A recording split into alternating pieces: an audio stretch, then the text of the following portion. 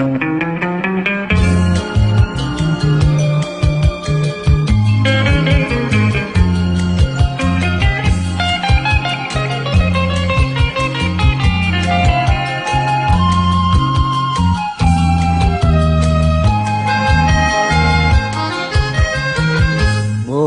ល់មេមុតរៀមស្លន់ចិន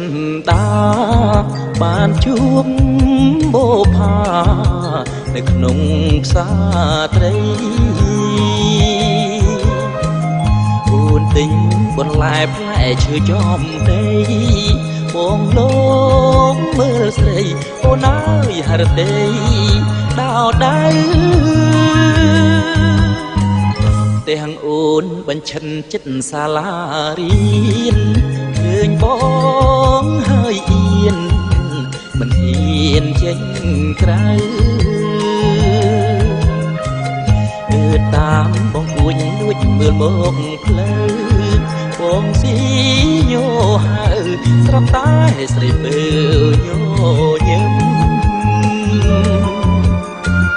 បូផាមេមុតល្អផុតអ្នកផង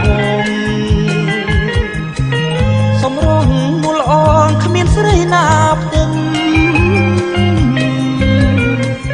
រឹកពីចាំងរយៈភាំងត្រាបព្រឹមឲ្យរៀមចង់ផ្ទឹមរៀបការនឹងស្រីអោដីចំការផលឡាណាយស្រឡាញ់អូនពេកបងដេញមកមិន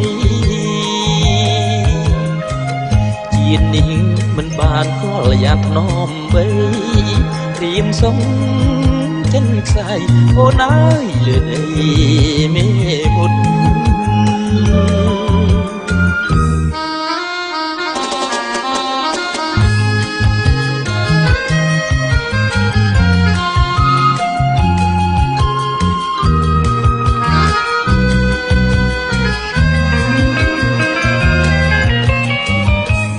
ផាមេមុតល្អផុតអ្នកផង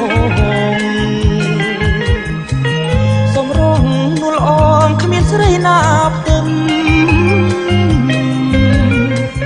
រឹកពីចាំងរយៈភាំងត្រាបព្រឹម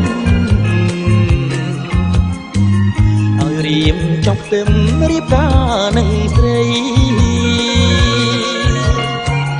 អោដីចំការផលឡាណាយស្រឡាញ់អូនពេកបងដេញមកមិន